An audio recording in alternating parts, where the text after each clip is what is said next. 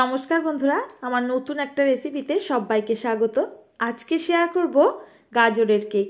কোনো রকম আটা ময়দা এমনকি ডিম ছাড়া একেবারে গ্যাসের চুলায় নরম স্পঞ্জি এই গাজরের কেকটা তৈরি করে নিতে পারবেন। আর এটা তৈরি করা ভীষণই সহজ। আজকের রেসিপি দেখার জন্য বন্ধুরা অনুরোধ রইল, চলুন শুরু করি আজকের রেসিপি।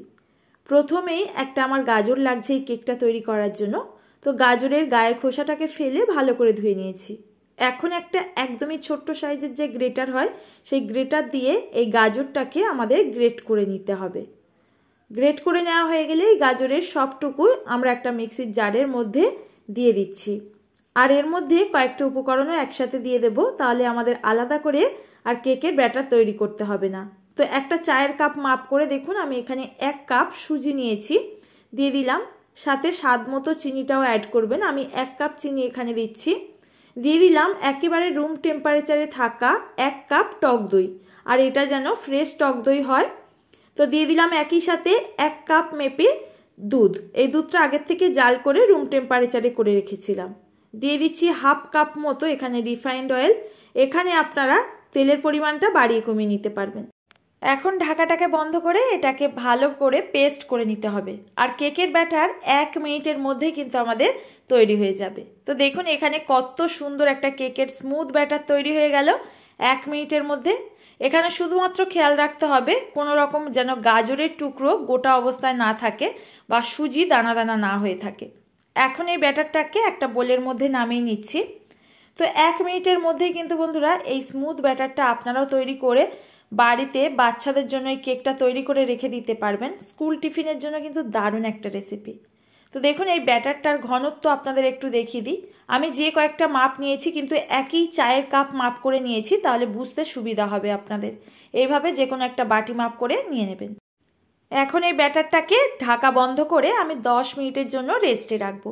এটা যেহেতু সুজি দিয়ে তৈরি করছি তাই 10 মিনিট অবশ্যই কেক তৈরির আগে রেস্টে রাখতে হবে। আর এই সময় আমরা কেক বেক করার জন্য কেক টিনটাকে রেডি করে নেব। আপনারা কিন্তু কেক টিন যদি হাতের কাছে না থাকে যে কোনো স্টিলের বাটির মধ্যেও করে নিতে পারবেন, এমনকি চায়ের কাপ আবার গ্লাসের মধ্যেও করতে পারেন। তো দেখুন এর মধ্যে কিছুটা সাদা তেল দিয়ে দিলাম, খুব ভালো করে ব্রাশ দিয়ে লাগিয়ে দিচ্ছি।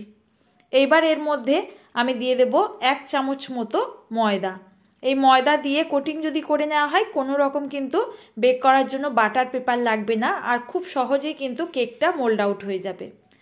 খুব ভালো করে ময়দাটাকে এই কেক টিনের মধ্যে স্প্রেড করে দিতে হবে। এখন যে এক্সট্রা ময়দাটা আছে সেটাকে উল্টো দিক করে এইভাবে একটুখানি ঝাঁকিয়ে দেবেন।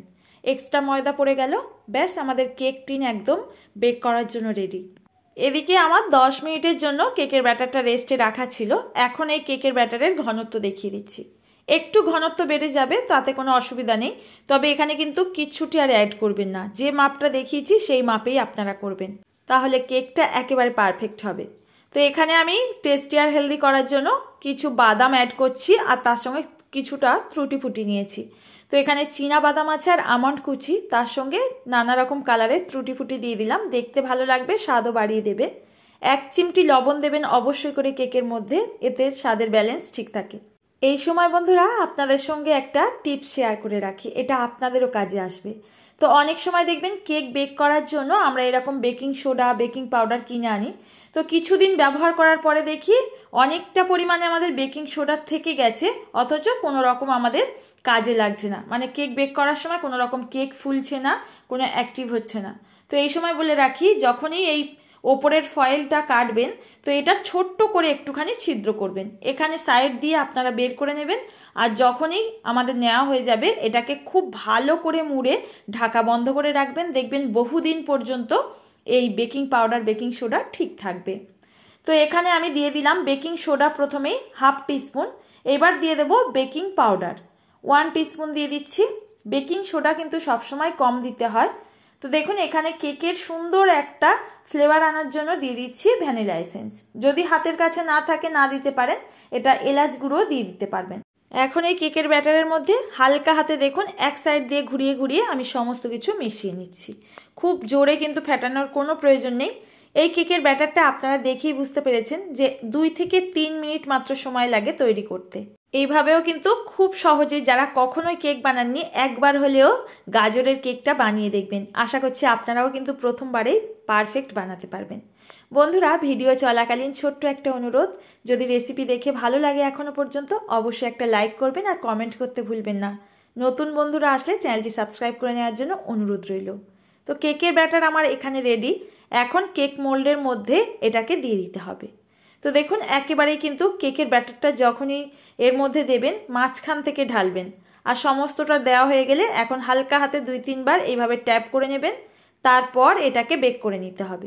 আমি আগের থেকে গ্যাস ওভেনে একটা কড়াই স্ট্যান্ড দিয়ে এটাকে 5 মিনিটের জন্য ঢাকা বন্ধ করে প্রিহিট করে রেখেছিলাম। তো দেখুন এখন ঢাকাটাকে খুলে এর মধ্যে সাবধানে বসিয়ে দিলাম আর বেক করে নেব আমরা ঠিক 35 মিনিটের জন্য, গ্যাসের ফ্লেমটা লো টু মিডিয়ামে রেখে। এখন একটা টুথপিক বা কাঠি দিয়ে এরকম মাঝখানে দিয়ে চেক করে নিতে হবে। একেবারে ক্লিন আসছে মানে আমাদের কেক বেক হয়ে গেছে। এটাকে নামিয়ে আমি পুরোপুরি ঠান্ডা করে নিয়েছি। এখন এটাকে মোল্ড আউট করে নেব। সাইডের অংশগুলোকে এইভাবে একটু ছাড়িয়ে নেবেন, তাহলে কিন্তু কোনোভাবে কেকটা নষ্ট হয়ে যাবে না বের করার সময়। তো একটা কিছু দিয়ে এইভাবে উল্টো সাইড করে হালকা হাতে এইভাবে একটু ট্যাপ ট্যাপ করবেন, অনায়াসে কিন্তু কেকটা বেরিয়ে আসবে। এখন এই কেকের লেয়ারটা আপনাদের একটু দেখিয়ে দিই, কতটা স্পঞ্জি আর দেখুন নরম তুলতুলে। এইভাবেও বন্ধুরা আপনারা খুব সহজেই কেকটা তৈরি করে রেখে দিতে পারেন আর সারা সপ্তাহ জুড়ে রেখে বাচ্চাদের স্কুল টিফিনের জন্য কাজে লাগিয়ে দিতে পারেন। তো দেখুন এখন এই কেকটাকে আমি পিস পিস করে কেটে নেব আর এটাকে কৌটো ভরে রেখে দিন। বাচ্চাদের স্কুল টিফিনের জন্য দারুণ একটা হেলদি রেসিপি। বাইরে থেকে কেক কিনে না নিয়ে বাচ্চাদের স্কুল টিফিনে এইরকম হেলদি গাজরের কেকটা তৈরি করে দিয়ে দিতে পারেন। এখন এই পিস কেটে আপনারা যদি রেখে দেন অনেক দিন পর্যন্ত কিন্তু ভালো থাকবে। এখন এই কেকটা একটু ভেঙে দেখিয়ে দিচ্ছি কতটা ভেতরে দেখুন স্পঞ্জি হয়েছে। আশা করছি বন্ধুরা আজকের রেসিপিটি খুব সহজেই আপনাদের সঙ্গে শেয়ার করতে পেরেছি। আজ তাহলে এখানেই বিদায় নেব। আবারও দেখা হবে নতুন একটা রেসিপিতে নতুন একটা ভিডিওর সঙ্গে। ততক্ষণ সবাই ভালো থাকবেন, সুস্থ থাকবেন। ভিডিওটির সঙ্গে থাকার জন্য অসংখ্য ধন্যবাদ।